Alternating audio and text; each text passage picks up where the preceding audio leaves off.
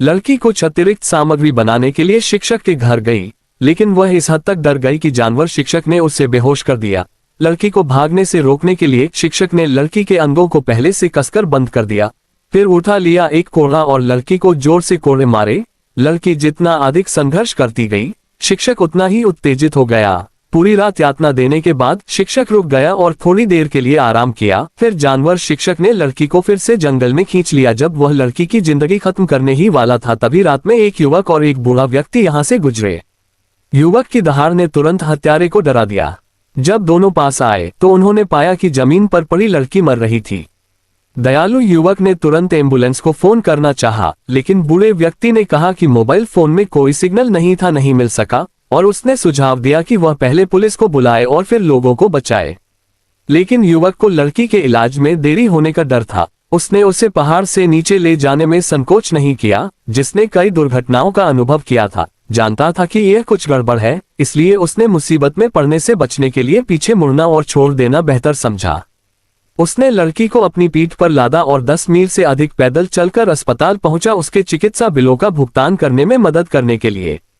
कुछ ही समय बाद लड़की के माता पिता उन्हें स्थिति समझाने के लिए तुरंत आगे आए और लड़की के पिता चाहते थे कि वे पैसे वापस कर दे। ट्यूशन फीस उन्होंने उसे लौटा दी थी, लेकिन लड़की के पिता ने युवक पर अपनी बेटी का हत्यारा होने का झूठा आरोप लगाने के लिए कोई इनाम नहीं दिया और अंधाधुंध ये निर्धारित कर दिया कि युवक ने उसकी बेटी की हत्या कर दी है।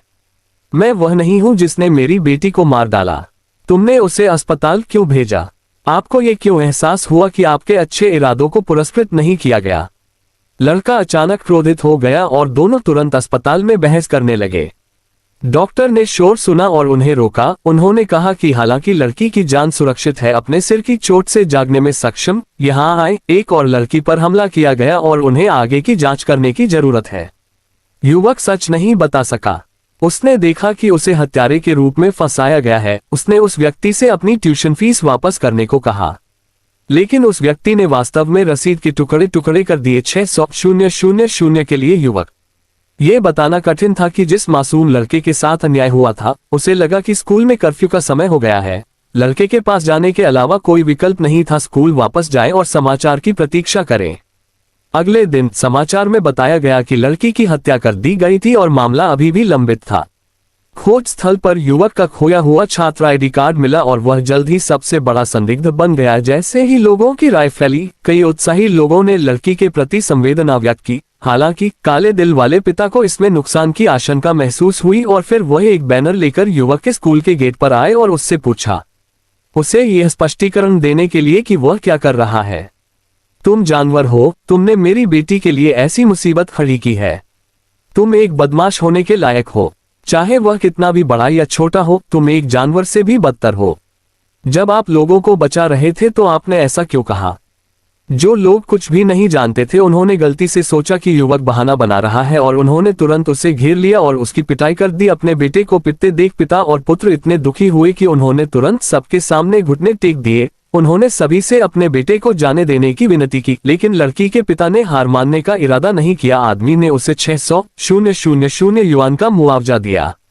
झगड़े ने जल्द ही प्रिंसिपल को आकर्षित किया, लेकिन उस आदमी ने जो कहा उसे सुनने के बाद, जिस आदमी ने उस आदमी से शादी की थी, उसने ये भी दावा किया कि लड़के को ये देखकर स्कूल से निकाल दिया जाएगा। मां ने तुरंत पैतृक घर की अचल संपत्ति का दस्तावेज निकाला और उसे लड़की के पिता को सौंप दिया और प्रार्थना की कि दूसरा पक्ष युवक को माफ कर दे। लड़के को पता था कि उसे अचल संपत्ति का दस्तावेज नहीं सौंपना चाहिए, इसलिए वह आगे बढ़ गया लड़की के पिता से बात करें। अप्रत्याशित रूप से मां इतनी क्रोधित हुई कि वह बीमार पड़ गई। जब युवक के भाई को इस बारे में पता चला तो वह क्रोधित हो गया और उसने युवक को सबक सिखाया। वह अभी भी मृदुभाषी और नर्म दिल वाला था। उसने अपनी सारी बचत अपने छोटे भाई को दे दी और उसे स्कूल वापस जाने और स्कूल के लिए भुगतान करने के लिए कहा। जब वह युवक निराश हो गया क्योंकि उसकी बात पर विश्वास नहीं किया गया, तभी एक खूबसूरत रिपोर्टर आया। उसने उससे दृढ़तापूर्वक कहा कि उसे उस पर विश्वास है। ये सुनकर युवक फूट फूट कर रोने लगा। अगले दिन खूबसूरत रिपोर्टर ने युवक को एक लाइव समाचार सम्मेलन आयोजित करने में मदद की और प्रमुख मीडिया को इसमें भाग लेने के लिए आमंत्रित किया। युवक ने स्पष्ट रूप से बताया कि उस रात क्या हुआ जब उसने लोगों को बचाया, और कहा कि उसने बदले में कुछ भी मांगे बिना ये सब किया। बस उसकी उम्मीदों पर खरा उतरने के लिए कर्तव्यनिष्ठ लड़की के पिता वेन यान तुरंत शांत नहीं बैठ सके और उसे मंच पर भागते हुए देखा। ये कानून प्रवर्तन टीम है। उन्हें घटनास्थल पर उसका छात्र आईडी कार्ड मिला। क्या ये लोहे का दीपक नहीं है? हाँ, समाचार में ये बताया गया है कि जियांग हाओ का छात्र आईडी कार्ड घटनास्थल से बरामद किया गया था और उसकी पहचान एक संदिग्ध के रूप में की गई है। मिस्टर जियांग, क्या आप बता सकते हैं कि आपका छात्र आईडी कार्ड घटनास्थल पर क्यों गिरा दिया गया? जब मैं गवाह था तो मैंने गलती से इसे गिरा दिया। आप पागल हैं। आप साफ तौर पर मेरी बेटी को धमका रहे थे। तुम्हें इस बात की परवाह नहीं है कि तुम्हारे मन में क्या है, इसलिए मैं पीछे नहीं पड़ा। तो कृपया श्री जियांग को समझाएं कि जब अपराध हुआ तो आप घटनास्थल पर क्यों थे? हाउस रन वहां से होकर गुजरता है। हाउस रन क्या है? आप एक छात्र हैं और जब स्कूल होता है तो आप वहां दौड़ते नहीं हैं। मेरी बेटी, आप वहां दौड़ना क्यों पसंद करते हैं? लग गई। क्या आप भी उस हिसाब से चल रहे हैं जहां आपको अभी जाना है?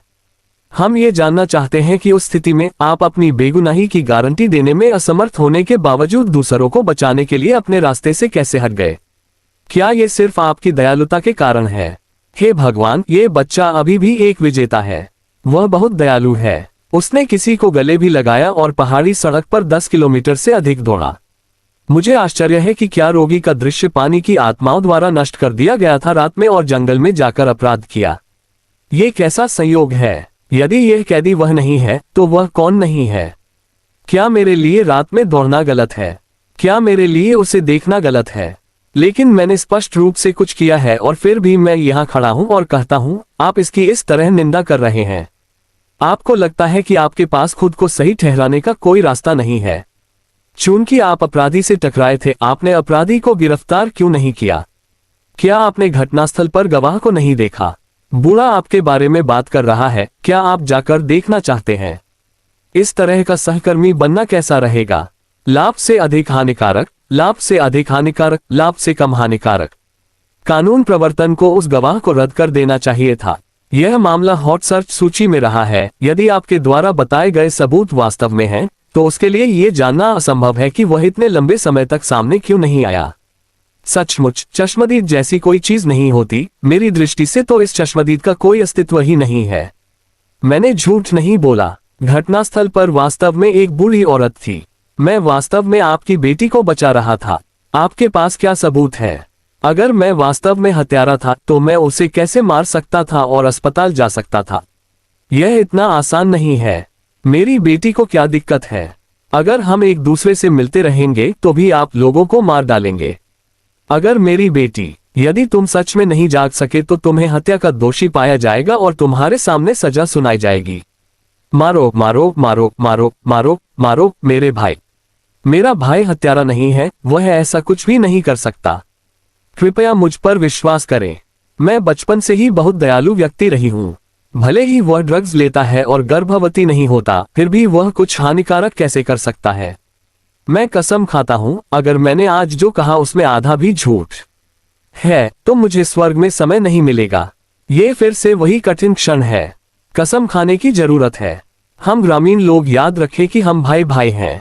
अगर कुछ हुआ तो खून खराबा होगा। अगर तुम्हें यकीन नहीं होगा तो मैं अब तुम्हें दिखाने के लिए खड़ा नहीं होऊंगा। भाई, तुम यहाँ क्या कर रहे हो? भाई, आप उन्हें आपको नष्ट नहीं करने दे सकते। आप पूरे परिवार की आशा हैं। हमारी माँ भी नहीं बचेगी। क्या अब भी न्याय है? आप हमारे पूरे परिवार को मंदिर में मरने के लिए मजबूर करने पर अड़े हैं। बस एक अच्छा काम किया। मुझे तो बस आपसे इसी तरह की सजा भुगतनी पड़ेगी। अगर आपको परीक्षा देते वक्त इस तरह राज की जिम्मेदारियां निभानी पड़ेंगी तो फिर भविष्य में परीक्षा किसे देनी पड़ेगी? अब मुझे उन 6 बूढ़ों को कैमरा दीजिए जो गलतफहमी के गवाह हैं। यदि आप इस लाइव प्रसारण को देख रहे हैं तो कृपया दृश्य पर आएं। आपको मुझ पर ध्यान देने की आवश्यकता है। मैं निर्दोष हूं। ये दुनिया पछतावे से भरी है। मेरी निर्दोषता का हमेशा ध्यान रखें। मैं तुरंत घटनास्थल पर जाऊंगा। अलीन, उठो। आप लोग, क्या आप सिर्फ एक यातना देने वाली मशीन नहीं है? आपकी बेटी के साथ जो हुआ उसकी तुलना में आपका क्या मतलब है? मुझे उनके बहकावे में नहीं आना चाहिए। मेरी बेटी को इतनी कम उम्र में नुकसान पहुंचाया गया, अभी भी अस्पताल के वार्ड में पड़ा हुआ है। मैं अपने शेष जीवन में क्या करूंगा? हाँ, सबसे निर्दोष ये लड़की है। अगर झांग भाई इतना हंगामा करते हैं, भले ही उन्हें जहर कक्ष में भेज दिया जाए, तो भी वे ये साबित नहीं कर पाएंगे कि जियांग हाओ पापी नहीं है। क्या ये है? आप, मेरे पास मांगने के लिए और कुछ नहीं है। मैंने उससे कहा कि मेरी बेटी पर एक मेहरबानी करो। मैं अपने नाम से याचिका दायर करूंगा ताकि हत्यारे को कड़ी सजा मिल सके। हत्यारा, वह हत्यारा जिसने सजा पाने के लिए एक पत्र पर हस्ताक्षर किए थे। नाम में प्रस्तुतिकरण। आप और क्या चाहते हैं? मैं घटनास्थल पर बलात्कारी और हत्यारा हूं। मैं वह हूं जो दूसरों को लालच देता हूं।